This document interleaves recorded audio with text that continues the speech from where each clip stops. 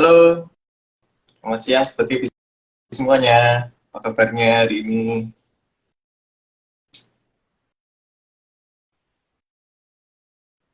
Hari ini kita akan live bersama dengan Halo, Pak Fikri. halo, Halo Pak Fikri, Mas Marcel, apa kabar Mas? sehat Pak? Kabar baik Pak? Baik, gimana nih? Baik. IHSG udah mulai hijau ya Mas? Iya, nih sudah mulai asik lagi ya Pak marketnya, sudah mulai bergairah lagi nih Pak Iya, marketnya ya. iya. Gimana Pak di Jakarta? Cerah Pak hari ini? Alhamdulillah cerah Pak. Semarang Wah, gimana di Pak? Semarang nih agak sedikit mendung nih Pak. Oh, Tapi nggak apa-apa, kita tetap semangat ya Pak ya. tentunya Pak. Oke, mantap. Ini senang sekali, Sobat Kivi semuanya, kita bisa live lagi. Dan live kali ini kita bersama dengan Pak Fikri, yaitu senior ekonomis dari Kivi Valburi Sekuritas. Nah, tema kita kali ini adalah, sampai kapan sih asing itu jualan saham terus di market Indonesia? Nah, memang kalau kita melihat dari 3 bulan terakhir ini, ternyata asing itu net sale-nya cukup banyak ya Pak Fikri ya, hampir ya sekitar 20 triliun rupiah. Bahkan juga yang di net sale itu bank-bank besar ya Pak ya, top 4 ya Pak ya.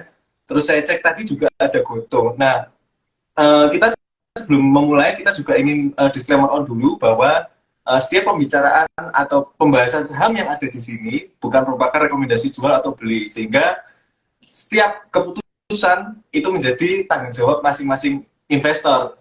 Oke Pak Fikri, tak usah berlama-lama lagi, kita langsung aja ke pertanyaan pertama ya Pak ya. Oke, Pak, Pak, kalau melihat dari net sale-nya seperti ini, tadi saya sebutkan net sale-nya banyak di big bank ya Pak ya. Itu kalau menurut Pak Fikri karena apa sih Pak? Apa karena suku bunga atau bagaimana Pak? kalau saya sih melihatnya Mas Marcelino ya, karena ini juga rebalancing portofolio dari investor secara global sih ya. Kalau kita lihat mungkin investor globalnya sudah mulai coba untuk merealisasikan keuntungan mereka selama tahun 2022. Jadi kalau kita lihat juga runut lagi dalam 3 bulan belakang, net sale itu paling mulai terjadi itu dari 23 Desember sampai kemarin berturut-turut tuh, nggak henti tiap hari. Nah itu juga memperlihatkan bahwa ya memang investor secara global sudah melakukan rebalancing portofolio. Kenapa? Karena selama 2022 kita lihat sebenarnya IHSG relatif lebih perform dibanding indeks saham yang lain secara global. Dan ini yang membuat marketnya sangat positif ya. Walaupun mungkin di akhir Desember kita lihat market kita mengalami yang nggak ada Santa Claus effect, nggak ada window dressing dan segala macam. Tapi selama 2022 saya lihat market kita cukup positif dibanding peers.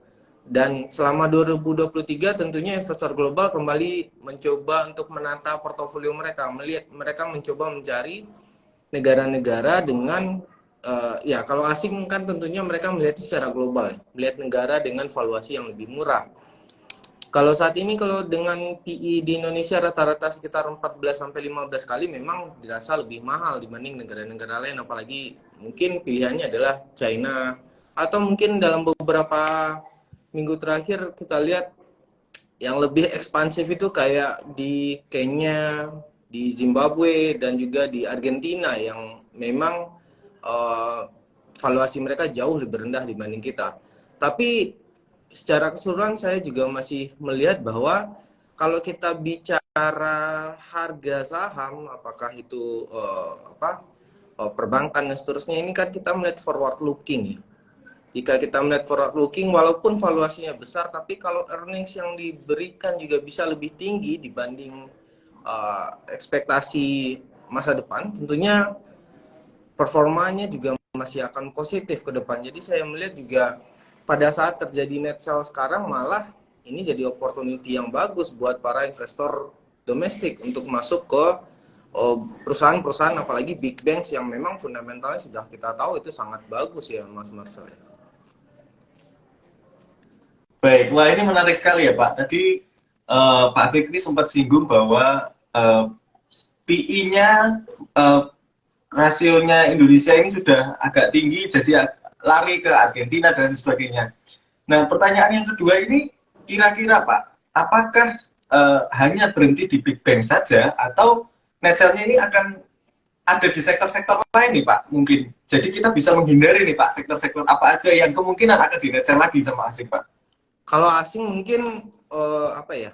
Kalau kita lihat appetite-nya mungkin lebih ke memang saham-saham yang relatif besar, dalam artian ya kayak perbankan yang which is memang market cap-nya adalah ya sepertiga, kita bisa bilang sepertiga dari GCI pada saat ini. Jadi nggak heran juga kalau pada saat asing melakukan portofolio yang diincar pertama adalah saham-saham yang memang punya market cap besar ya.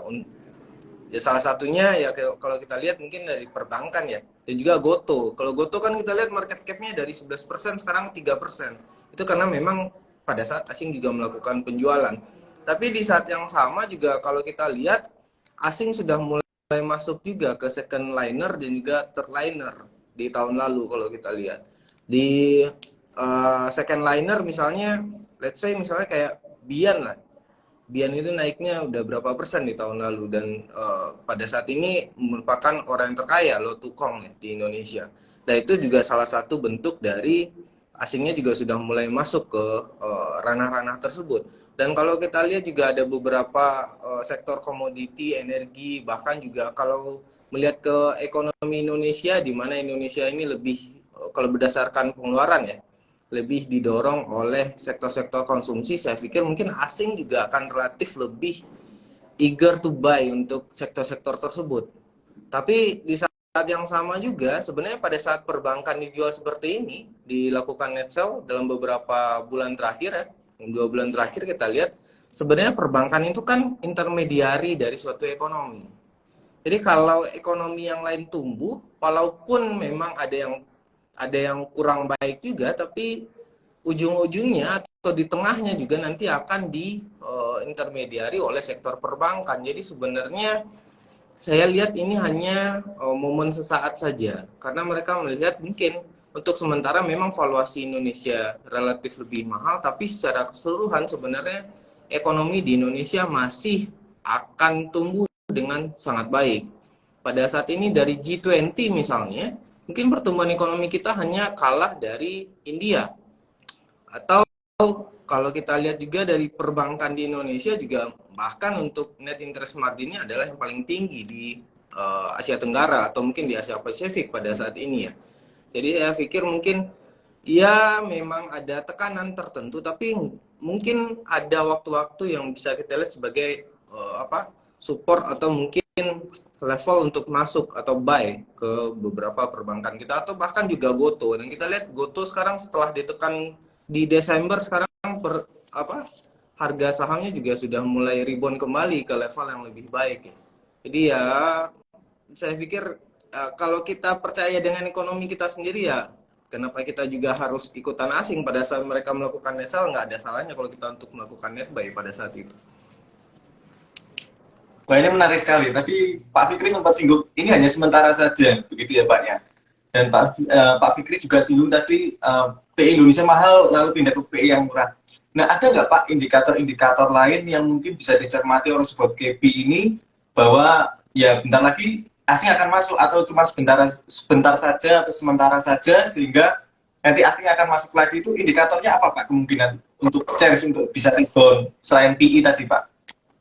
Kalau yang pasti kalau melihat dari bagaimana asingnya masuk itu kita lihat dari flow capital flow dari asingnya. Apakah itu di IHSG atau SBN? Karena pilihannya saat ini untuk para investor global di Indonesia mungkin baru itu ya. Selain mungkin juga foreign direct investment, tapi kalau foreign direct investment kan lebih ke investasi pabrik dan segala macam yang which is itu akan direalisasikan dengan waktu yang lebih lama. Nah, walaupun memang sebenarnya ada net sell di asing, kalau saya lihat year to date itu sekitar 5,53 triliun sampai kemarin di GCI, tapi di SBN mereka malah melakukan penjualan 16,5 triliun. Jadi sebenarnya asingnya nggak keluar, asingnya cuma pindah doang dari, ya memang IHSG-nya lagi tertekan, mereka pindah ke SBN pada saat ini. Bahkan nilai pembeliannya jauh lebih besar di SBN. Artinya secara keseluruhan di pasar keuangan Indonesia terjadi net inflow. Artinya mereka masuk di pasar Indonesia. Apakah mereka akan masuk lagi ke pasar saham? Ya bisa saja. Karena nggak ada batasan kan. Ya relatif lebih baiknya Indonesia dibanding negara-negara lain adalah karena kita nggak ada batasan untuk berpindah atau batasan untuk keluar masuk di ekonomi kita. Dan kalau kita lihat juga salah satu hal yang bisa jadi salah satu indikator asingnya, ya walaupun di GCI terjadi net sell, tapi asingnya ternyata melihat Indonesia relatif lebih baik adalah dari apresiasi yang terjadi pada rupiah. Kita lihat rupiah di akhir 2022 misalnya itu masih berada di 15.600, tapi kemarin bahkan rupiah berada di bawah 15.000, 14.900-an. Walaupun hari ini mengalami tekanan kembali ke 15.160-an. Tapi secara keseluruhan kita lihat sebenarnya ya dengan nilai tersebut kita lihat nilai tukar rupiah ini kan jadi salah satu indikator makro utama dari suatu negara secara harian. Bagaimana masuk dan keluarnya arus barang, arus dana dan seterusnya di suatu negara. Ya kalau apresiasi terjadi di rupiah atau di nilai tukar tertentu, tentunya itu memperlihatkan bahwa dananya relatif lebih banyak masuk dibanding keluar. Jadi sebenarnya ya walaupun ada net sell tapi ya tetap ada peluang di situ. Artinya asing sebenarnya sudah ada di Indonesia. Kapan mereka masuk ke GCI, kapan mereka masuk ke masing-masing emiten itu tergantung waktu mereka. Sulit juga untuk kita katakan masuk dengan waktu sekarang, tapi kalau mereka kan melihatnya dengan relative valuation ke mata uang mereka juga. Jadi pada saat mata uang mereka mengalami depresiasi dan seterusnya, tentunya mereka melihat, wah bisa saja ini tidak sesuai dengan fundamental saya, relatif to valuation dia. Tetapi relatif ke Indonesia kan beda cerita.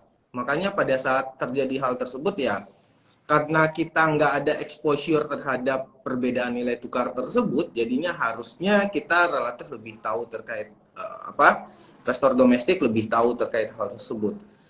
Jadi saya lihat bahwa ya kapan indikator tersebut saya lihat sudah ada sebenarnya dari rupiah yang terapresiasi sekarang dan capital flow secara keseluruhan di Indonesia yang jadi lebih baik. Itu sih mungkin Mas Marcel. Wah, ini sangat detail sekali ya Pak ya. Wah, ini sampai menyinggung rupiah. Nah, ini memang menarik sekali ya Pak ya. Kemarin saya juga kaget melihat rupiah dari 15.800 turun ke 14.800-an dan pagi ini 15.000 ya Pak. Tadi Pak Fikri juga menyinggung bahwa asing switching aja ya Pak ya ternyata ya ke SBN gitu ya Pak ya. Oke Pak, ini menariknya tadi Pak Fikri sudah menyinggung tentang rupiah. Nggak asik kalau kita bahas tentang emitennya nih Pak. Kira-kira apa Pak yang diuntungkan ini Pak dari menguatnya rupiah ini Pak? Kalau melihat dari menguatnya rupiah ya, tentunya yang lebih diuntungkan adalah barang-barang impor karena barang impor relatif lebih murah. Jadi untuk emiten-emiten yang masih memiliki bahan baku penolong atau mungkin capital goods dari luar, dari impor, tentunya mereka mendapatkan harga yang lebih murah pada saat ini. Siapa itu mungkin Bapak Ibu yang lebih tahu dibanding saya. Tapi di saat yang sama, kalau kita lihat juga ya, walaupun terjadi penurunan apresiasi rupiah, artinya nilai tukar kita relatif lebih murah, lebih mahal dibanding sebelumnya. Tapi untuk beberapa komoditas secara global ternyata sekarang mengalami peningkatan. Tidak hanya didorong karena adanya capital flow, tapi juga didorong karena adanya perubahan kondisi global pada saat ini. Yang mungkin paling sangat berpengaruh pada Indonesia pada saat ini adalah selain dari US ya, mungkin dari China reopening. Dan kita lihat dari China reopening, kita lihat harga metal sekarang sudah mulai bounce back. Bahkan untuk nikel itu mengalami peningkatan harga yang cukup signifikan dari 18 ribuan MMBTU ke sekarang sekitar 23 ribuan dalam sebulan terakhir. Artinya saya masih melihat bahwa komoditas-komoditas terkait nikel, metal, dan segala macam juga masih akan sangat diuntungkan. Hal yang menarik lainnya juga adalah dengan kalau saya melihat dari data trade balance yang keluar kemarin, ternyata trade balance kita juga sudah mulai didorong oleh sektor-sektor manufaktur atau hilirisasi dari produk-produk ya apakah itu bahan bakar mineral dan juga ada otomotif yang jadi salah satu pendorong di sana. Artinya saya juga melihat bahwa sebenarnya market kita sudah mulai membesar, sudah terdiversifikasi. Tidak hanya kalau selama ini kan kita produksi di dalam negeri untuk dikonsumsi di dalam negeri, tapi sekarang ternyata sudah mulai melebar ke negara-negara lain. Bahkan kalau kita lihat juga barang impor kita juga sudah mulai terdiversifikasi. Dalam artian bahwa ke depan saya juga melihat bahwa ada sektor-sektor industri atau manufaktur yang juga akan diuntungkan dengan hal ini. Contohnya misalnya ya manufaktur dari otomotif misalnya, kita lihat otomotif kita sudah mulai menjangkau negara-negara kayak Nepal, Bhutan, Afrika, dan segala macam. Saya pikir ini mereka juga akan diuntungkan terkait hal tersebut, dalam artian resiko mereka juga akan relatif lebih rendah di masa mendatang. Selain juga tentunya ya beberapa komoditas yang jadi salah satu unggulan kita, dan hilirisasinya yang akan jadi salah satu kunci ke depannya sih. Wah, ini menarik banget Pak. Berarti tadi Pak Fikri suka di sektor komoditas, lalu manufaktur. Boleh disepil nggak Pak? Boleh dibisikin nggak Pak? Ini kode sahamnya apa ini Pak? Kalau yang mungkin Pak Fikri suka gitu ya Pak ya. Kalau untuk sektor komoditas saya masih suka Antam, Harum, karena mereka masih ya punya diversifikasi apa ya, komoditas, tidak hanya di nikel tapi mereka juga punya hilirisasi terkait hal tersebut. Untuk apa, otomotif ya tentunya yang paling besar saya sangat suka ASI. Itu masih, saya pikir masih sangat bagus. Dan melihat karakter penduduk Indonesia sekarang yang apa ya, yang sangat konsumtif ya, saya pikir mungkin sektor-sektor terkait konsumer juga masih akan sangat baik ke depannya. Konsumer yang mana kalau melihat dari apa, kebutuhan masyarakat Indonesia yang sekarang sudah mulai bergerak ya. Dari dulu mungkin kebutuhan kita hanya makan, minum, papan, sandang, pangan, papan ya. Sekarang telekomunikasi juga jadi salah satu kebutuhan utama atau primer. Jadi saya lihat sektor telekomunikasi kayak Telkom atau mungkin Excel ataupun ISAT juga saya pikir masih akan menarik ke depan. Untuk sektor konsumsi, karena melihat konsumsi kita masih baik, apalagi dengan melihat UMP kita secara rata-rata di 2023 ini kan tumbuh 7,5%, sementara inflasi kita hanya 5,6. Artian secara keseluruhan ada disposable income yang naik setidaknya sekitar 2%. Saya masih melihat bahwa kalau orang Indonesia ini kadang begini Mas Marcel, pendapatannya naik cuma 1.000 tapi gaya hidupnya naik 2.000.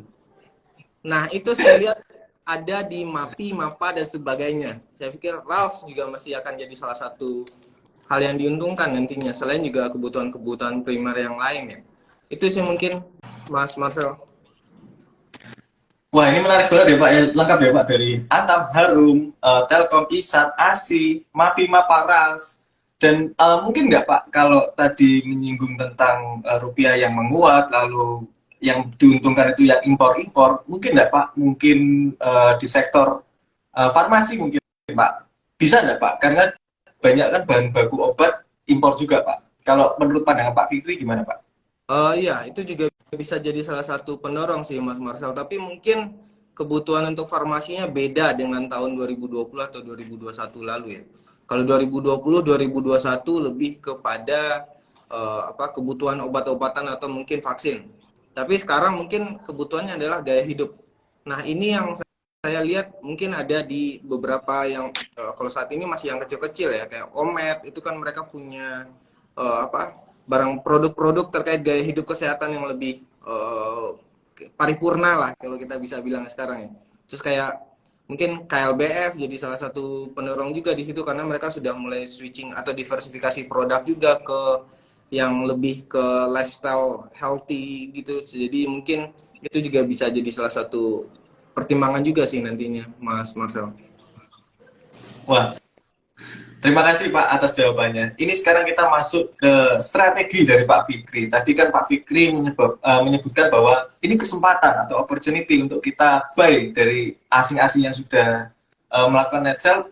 Domestik ini harusnya buy. Nah, strateginya Pak Fikri, kalau melihat tadi big banks dan lain sebagainya itu di net sell asing termasuk Goto, itu mungkin apakah menunggu di harga-harga support, misalnya buy on weakness, atau menunggu nanti asingnya sudah mulai buy, ada mulai buy atau mulai sedikit net sell-nya baru kita spekulasi buy, atau bagaimana Pak kalau menurut Pak Fikri strateginya Pak?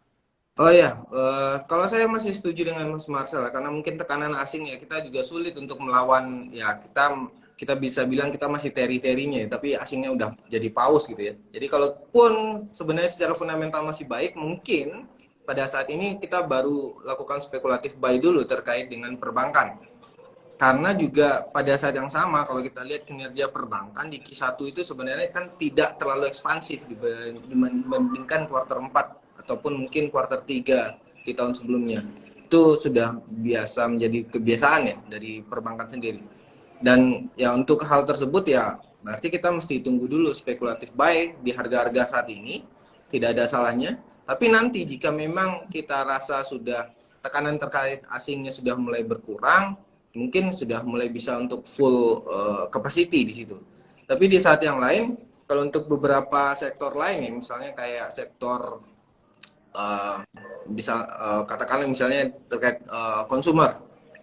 Kalau konsumer saya pikir mungkin waktunya adalah setelah Lebaran atau sebelum Lebaran nanti atau pada saat bulan puasa nanti akan jadi salah satu momen yang untuk yang relatif lebih valuasinya lebih saya pikir mungkin akan sangat menarik ya, earnings juga akan sangat menarik. Untuk komoditi pada saat ini apalagi untuk metal-metalan ini waktunya saya pikir mungkin waktunya sekarang. Mumpung industrial production dari China-nya masih belum terlalu menggeliat ya. Kalau ngelihat data yang hari ini keluar kan GDP China hanya 2,9% secara year on year dan juga industrial production mereka di Desember udah plus 1,3 year on year. Itu jauh lebih tinggi dibanding konsensus. Artinya pada saat ya di Desember pada saat mereka baru mulai dibuka reopeningnya, GDP mereka sudah sangat menggeliat, industrial production mereka sudah menggeliat, apalagi reopeningnya sudah sangat dibuka pada saat sekarang. Artinya permintaan terhadap metal mining akan sangat kuat ke depan. Saya pikir mungkin harganya juga sudah beda dengan level yang ada sekarang, jadi nggak ada salahnya untuk masuk di harga yang sekarang untuk emiten-emiten yang terkait komoditas tersebut ya.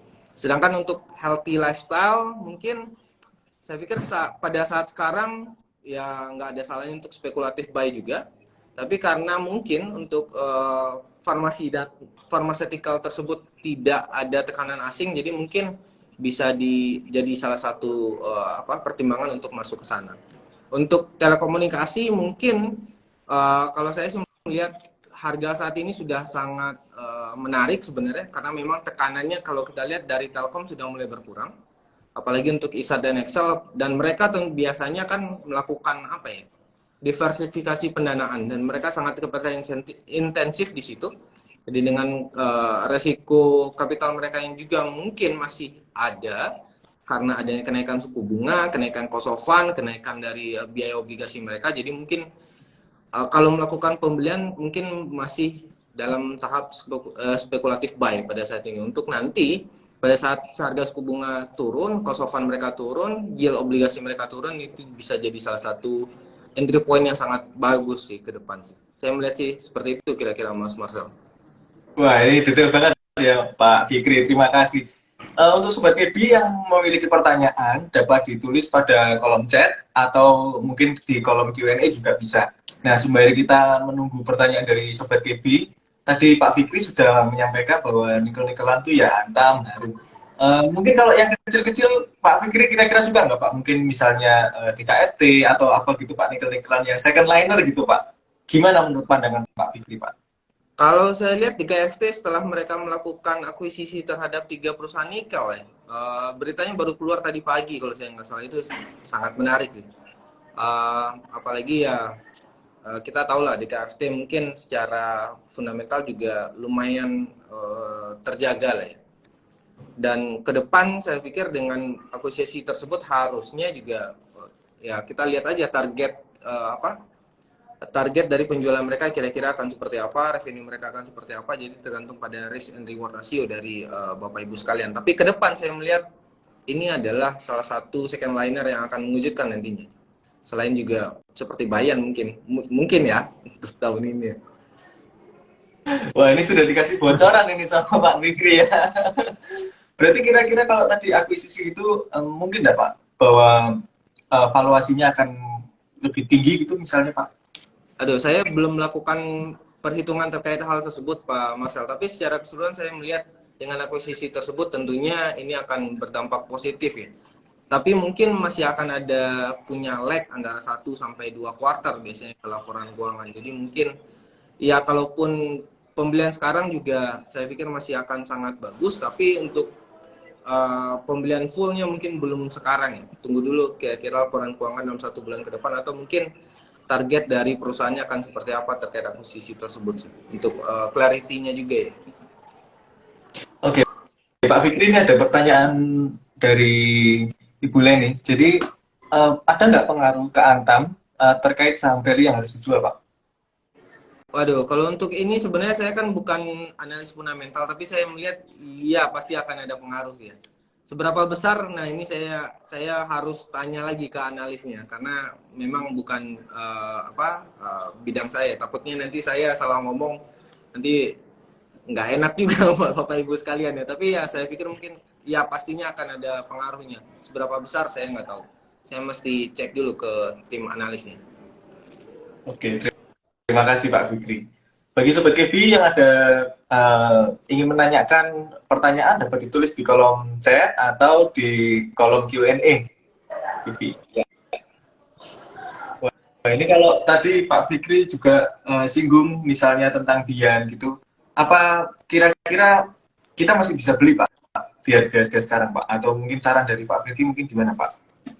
Untuk saham apa Pak Masa? Maaf. Iya, iya. Iya. Tadi kan Pak Fikri sempat singgung ya Pak ya, asingnya bahwa asingnya masih suka gitu. Sebenarnya bukan, saya juga masih melihat bahwa Bian masih punya potensi untuk tumbuh ya, karena memang dari sumber income mereka juga masih cukup kuat ya pada saat ini. Tapi seberapa besar kemungkinan ke depan, karena yang jadi masalah di Bian ini yang menurut saya adalah likuiditas mereka, karena memang volume transaksi setiap harinya masih cukup kecil. Jadi mungkin untuk melakukan spekulatif buy akan lebih, kalau saya sih lebih melihat ada resiko-resiko, jadi saya mungkin masih akan sangat cenderung untuk spekulatif buy di sana, belum full untuk ke situ sih.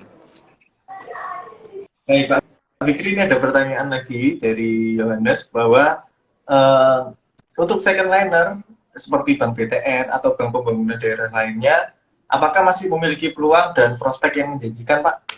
Kalau saya suka BTN sebenarnya, tadi saya lupa juga ngomong. Kalau untuk second liner perbankan ya saya termasuk yang suka BTN. Kenapa? Karena ada beberapa banyak hal yang mereka lakukan. Pertama, mereka sudah mencoba untuk melakukan diversifikasi dari pendanaan mereka. Kalau dulu pendanaan mereka relatif di biaya, kita bisa bilang cost of fund yang lebih mahal. Sekarang mereka sudah mulai diversifikasi, tidak hanya dari penerbitan obligasi, tapi mungkin juga dari PNM dan segala macam. Dan ini yang membuat cost of fund mereka juga jauh lebih rendah dibanding sebelumnya, dan ini juga tergambar pada LDR mereka yang dulu biasanya di 110-an, sekarang udah di bawah 100. Artinya bahwa dana yang mereka miliki juga sudah mulai berputar, NIM yang mereka dapatkan juga relatif lebih baik, dan mereka juga kemarin habis rights issue. Saya pikir itu juga jadi salah satu pendorong untuk permodalan mereka juga ke depannya. Apalagi kalau kita lihat yang jadi sasaran mereka adalah landed house, which is landed house ini punya resiko yang ya kalau kita bisa bilang untuk harga ya, mungkin untuk kemungkinan resikonya jauh, akan relatif lebih rendah dibanding rumah-rumah apartemen dan sebagainya. Jadi mungkin ke depan saya melihat juga mereka masih akan punya kemungkinan untuk tumbuh di situ. Selain juga mereka juga punya ada diversifikasi terkait dengan funding yang mereka punya melalui penerbitan yang mereka kerjasamakan dengan SMF. Ya, apakah itu dalam bentuk EBA dan segala macam, yang which itu akan sangat menurunkan biaya dana mereka juga, dan juga bisa digunakan sebagai salah satu permodalan. Jadi ke depan saya masih melihat potensi yang cukup baik untuk bank tersebut. Kalau untuk beberapa bank daerah, mungkin ini kalau bank daerah ini kadang marketnya sangat captive ya, sangat di daerah tersebut sendiri. Jadi kita masih harus lihat lagi bank daerah yang mana yang akan kita sasar kalau menurut saya. Karena untuk permodalan ya mereka juga kadang bergantung pada APBD atau mungkin APBN jika ada proyek-proyek tertentu. Tapi masalahnya adalah yang mereka jadi di saat yang sama mereka juga mesti berkompetisi dengan bank-bank nasional yang ada di daerah mereka. Sedangkan untuk coverage mereka hanya bisa di daerah mereka tertentu, mereka saja untuk beberapa bank daerah ya. Tapi untuk beberapa bank yang sudah mulai merambah ke nasional, saya pikir mereka akan relatif lebih kompetitif advantage-nya akan lebih baik dibanding bank-bank daerah tertentu. Tapi ya sekali lagi lihat lagi pendanaan dari banknya juga resiko dari perbankannya seperti apa. Dan untuk bank daerah juga yang jadi salah satu perhatian adalah bagaimana sistem politik di daerah tersebut juga, karena mereka tentunya punya pemegang saham yang which is adalah pemangku kepala daerah di daerah tersebut. Itu sih mungkin yang bisa saya jawab, Mas El. Wah, ini menarik, Pak. Apalagi kalau berbicara tentang bank daerah ini, saya baru lihat websitenya IPO bahwa eh, Bank Sumut, Pak ya, akan IPO juga ya, Pak ya. Iya, Ini segera. kira-kira kalau menurut Pak Fikri ini menarik nggak Pak ini, Pak? Kalau Bang Sumut saya masih ya, kalau saya sendiri ya, ini pendapat pribadi sekali karena memang saya melihat bahwa Bang Sumut ini beberapa waktu terakhir atau dalam 2-3 tahun terakhir kan NPL-nya masih sangat tinggi. Ini masih jadi salah satu perhatian buat mereka. Artinya apa? Walaupun marginnya besar, tapi kebocorannya juga besar. Cost of fund-nya jadinya sangat tinggi, tapi ya walaupun pendapatannya juga tinggi, tapi ujung-ujungnya ya udah jadinya earnings-nya juga kecil jadinya. Jadi mungkin itu yang bisa jadi perhatian. Tapi di sisi lain, jika mereka bisa membenahi hal tersebut dengan melakukan IPO ini, saya pikir akan jadi salah satu hal yang baik ke depannya. Ya, pilihannya apakah nantinya mereka akan seperti BJBR ataupun jadi BEX. Kan sekarang kira-kira itu. Ini yang bisa ya harus jadi perhatian juga nantinya sih ke depan sih.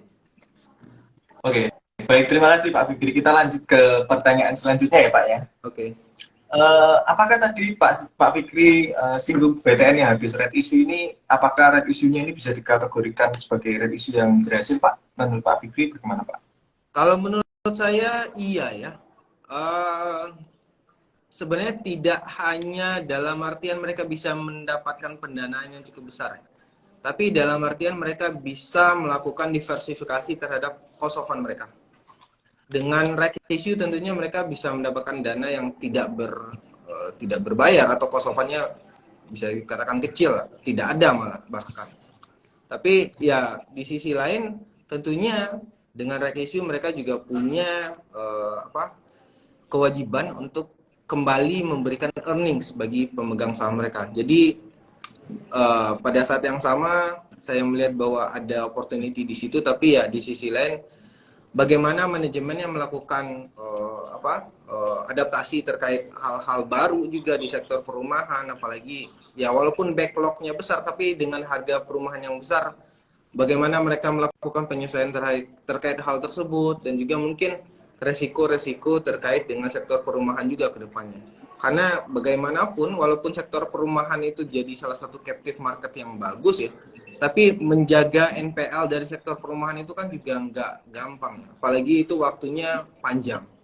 Untuk sektor perumahan kita tahu lah KPR-nya 10 tahun, 15 tahun, kira-kira banyakkan orang di situ.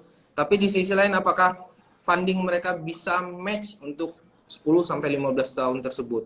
Ya salah satu bentuknya tentunya dengan rake issue yang which is itu akan jadi salah satu untuk mematchkan antara sisi pendanaan dan sisi kredit mereka. Jadi saya pikir selain nilai, yang jadi successful journey mereka adalah dari situ untuk mematchkan antara sisi funding dan sisi kredit mereka sih. Oke, baik, terima kasih Pak. Kita lanjut ke pertanyaan selanjutnya, yaitu bagaimana Pak kalau Pak Fikri melihat SMGR ini, apa kedepannya seperti apa ya Pak? Setelah dari mungkin kan story terakhir kan dari dia mencaplok SMBR ya Pak ya. Ya. Kalau menurut pandangan Pak Fikri bagaimana Pak? Kalau saya sendiri melihat ya kalau secara industri ya, kita bicara industri semen, mungkin jadi tantangan ke depan adalah bagaimana sektor konstruksi dan juga sektor properti ke depan. Apakah mereka masih cukup punya ruang untuk tumbuh di tahun 2023 ini dan di 2024. Kalau untuk sektor konstruksi mungkin yang jadi perhatian utama adalah kebijakan dari Pak Jokowi sendiri. Apakah dia salah satunya mungkin dengan alokasi untuk infrastruktur yang 800 triliun di tahun ini tentunya itu sangat besar. Saya pikir itu akan jadi salah satu pendorong dari sisi infrastruktur. Tapi untuk sisi perumahan, untuk sektor properti, mungkin yang jadi perhatian adalah harga properti yang sudah ya kita bisa bilang cukup mahal ya pada saat ini. Dan kita lihat milenialsnya sudah mulai mengurangi atau bahkan sulit untuk mengakses pembelian perumahan yang baru. Itu yang mungkin jadi salah satu perhatian. Di sisi lainnya juga jadi perhatian adalah untuk sektor properti sendiri kan sekarang karena tingkat suku bunga lagi tinggi, tentunya biaya untuk KPR juga lebih tinggi. Walaupun ada loan to finance ratio yang sudah dilonggarkan oleh Bank Indonesia yang bisa mencapai 100% misalnya untuk rumah pertama dengan cap tertentu, tapi di sisi lain juga tentunya para keluarga muda atau yang mau beli KPR mereka juga menghitung-hitung dalam 15 tahun, 10 tahun mendatang dengan tingkat suku bunga segini apakah mereka mampu bayar atau tidak. Jadi mungkin di saat yang sama juga kalau saya melihat mungkin sektor propertinya masih akan sangat terbatas pertumbuhannya di tahun 2023 ini, tapi sektor infrastruktur mungkin bisa jadi salah satu katalisator positif. Nah, PR-nya lagi adalah untuk sektor semen ini karena kompetisinya kan sangat-sangat kuat ya sekarang ya, apalagi dengan masuknya semen-semen China sekarang. Jadi mungkin yang jadi perhatian juga di situ. Untuk kalau untuk SMGR sendiri ya. Dan mungkin yang jadi salah satu hal positif kalau saya nggak salah, SMGR itu juga punya site dekat dengan IKN. Kalau saya nggak salah di dekat Kalimantan Selatan. Jadi mungkin itu jadi competitive advantage mereka. Untuk pertumbuhannya berapa, saya sulit untuk ngomong untuk SMGR sendiri, tapi untuk sektor properti, sektor semen secara keseluruhan saya lihat juga SMGR akan jadi salah satu yang diuntungkan juga pada saat IKN pada saat ini dan sektor konstruksi juga ke depan sih. Mungkin itu yang bisa saya jawab Pak Marcel. Wah, ini tadi menarik ya Pak ya, Pak Fikri sempat singgung IKN. Nah, IKN ini dapat dari dana yang 800 triliun ini mengarah ke IKN atau kemana nih Pak Fikri kalau menurut pandangan Pak Fikri Pak? Yang 800 triliun itu infrastruktur secara keseluruhan sih, maksudnya. Secara keseluruhan ya Pak ya? Jadi nggak hanya di IKN. Apakah IKN? Iya, bagaimana Pak?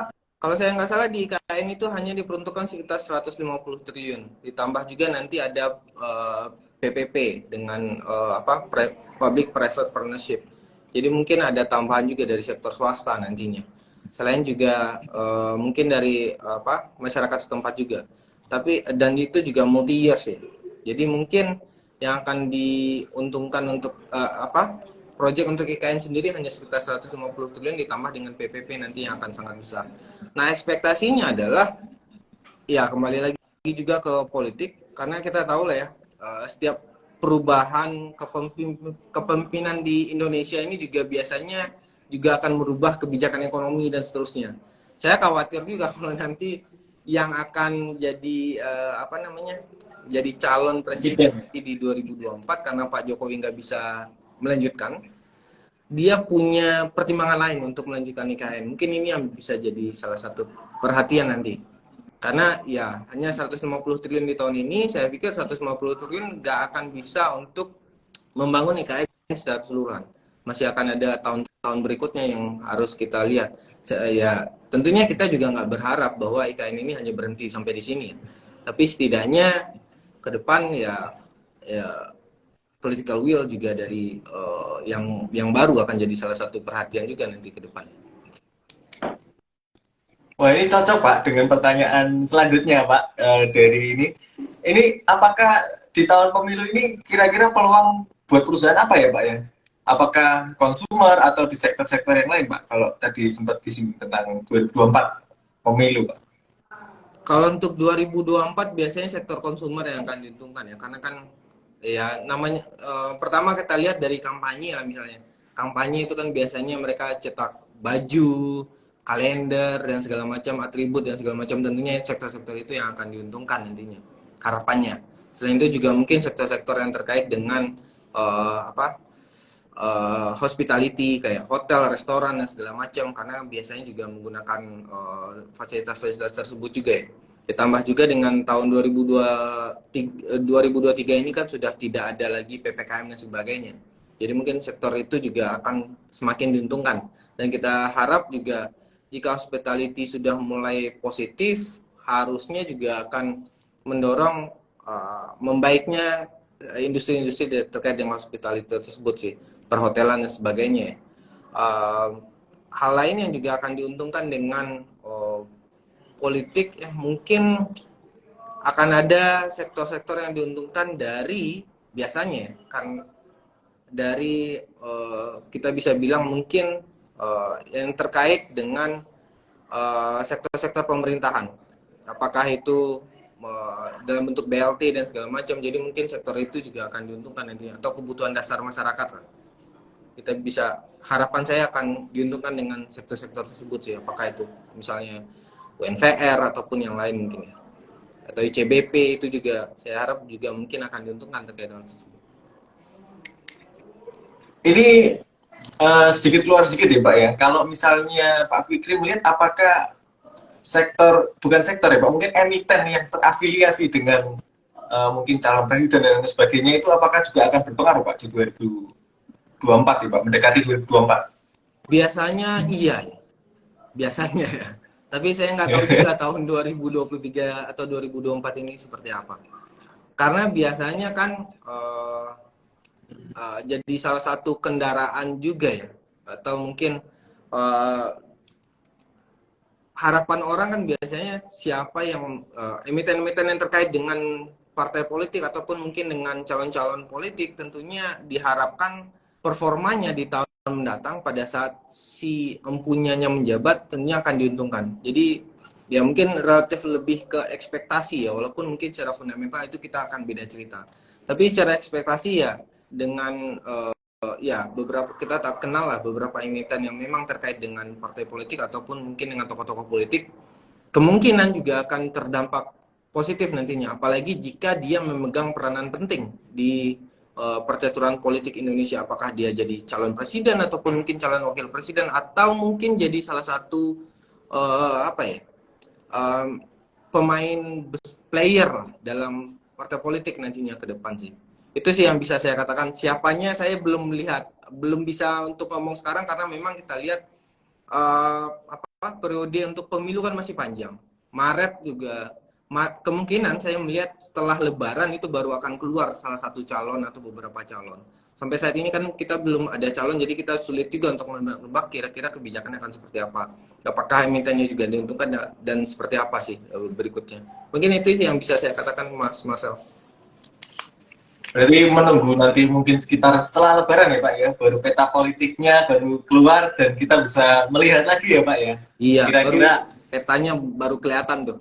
Nah itu kira-kira yang baru kita bisa ya spekulatif baik lah di situ ya. Karena memang kalau kita bicara politik ini kan hal yang sangat-sangat cair ya. Hari ini kita bisa jadi A, besok mungkin jadi B. Ya tergantung pada kebijakan mereka juga. Kita juga belum bisa lihat dalam 1 atau 2 hari setelah Lebaran baru bisa kita akan lihat kira-kira kebijakan dia nanti setelah bulan September atau di Oktober pada saat pendaftaran calon presiden atau calon wakil presidennya sih, yang bisa lebih clarity di situ sih Pak Mas Marcel. baik Pak. Tadi kita sedikit kembali lagi ya Pak ya, kan kita sudah agak jauh tadi masuk ke politik dan sebagainya. Kita sedikit kembali lagi. Tadi Pak Fikri kan menyinggung juga tentang komoditis itu kan nikel ya Pak ya. Kalau yang kemarin sempat naik itu gold Pak. Kalau pandangan Pak Fikri, gold ini bagaimana Pak? Karena banyak Pak, ada DKA, PSAB, ARC dan sebagainya itu. Pendapat Pak Fikri bagaimana Pak? Kalau saya sih melihatnya, kalau gold ataupun USD itu kan jadi risk free asset ya, safe haven asset ya. Jadi mungkin pada saat ini yang dilihat ekspektasinya akan positif karena dia akan jadi apa ya, orang akan switching dari USD ke harga emas. Itu yang mungkin jadi salah satu dorongan kenapa harga emasnya naik pada saat sekarang. Nah, pada saat yang sama kita juga lihat USD indeksnya kan turun. Jadi harga emasnya relatif terhadap USD juga relatif lebih tinggi dari sebelumnya.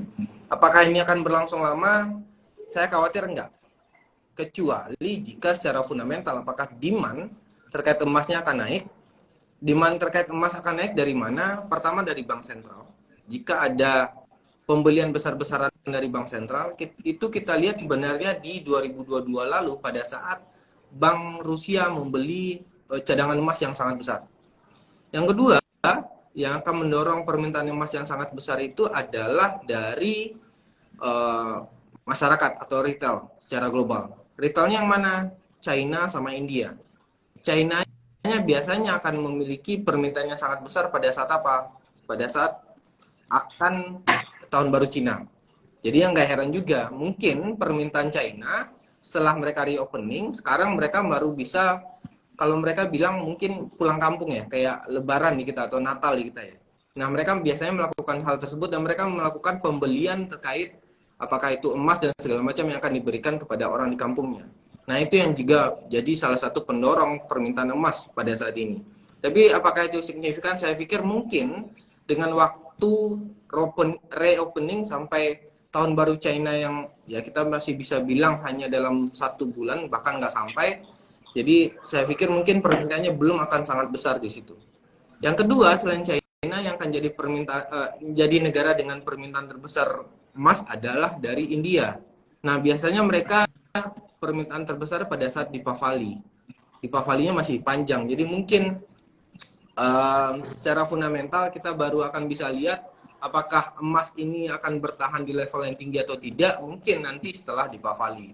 Ataupun mungkin di sekitar, saya masih melihat kemungkinan di akhir-akhir tahun 2023. Untuk sekarang saya pikir mungkin emasnya, peningkatan harga emas ini akan bersifat sementara karena didorong karena USD Index yang turun. Tapi jika USD Index-nya bounce back kembali, saya khawatir juga kalau mungkin permintaan terkait emas akan relatif lebih terjaga ya, masih akan sedikit mute, belum, ataupun peningkatannya nggak akan terlalu signifikan yang di tahun kita mungkin bisa bilang di 2015 atau 2012 ya. Begitu mungkin Mas Marcel. Terima kasih Pak Fikri. Pertanyaan tadi merupakan pertanyaan terakhir sekaligus pertanyaan penutup pada live kita pada siang hari ini. Sekali lagi saya mengucapkan terima kasih untuk Pak Fikri yang sudah berbagi insight yang cukup detail sekali ya Pak ya, dari mulai asing tadi sampai ke pemilu. Terima kasih banyak Pak Fikri, dan saya juga berterima kasih untuk Sobat KB yang sudah menonton live kita pada siang hari ini. Dan untuk Sobat KB yang mungkin ketinggalan baru join, Sobat KB bisa melihat rekaman ulang live ini pada Instagram Sekuritas Semarang, atau Sobat KB bisa cek YouTube kita, akan diupload pada siang ini juga. Sekali lagi saya mengucapkan terima kasih untuk Pak Fikri atas waktunya di siang hari ini, dan sampai jumpa Pak Fikri pada live kita selanjutnya. Bye-bye. Thank you Pak Fikri. Terima kasih kembali Mas Marcel. Izin live ya.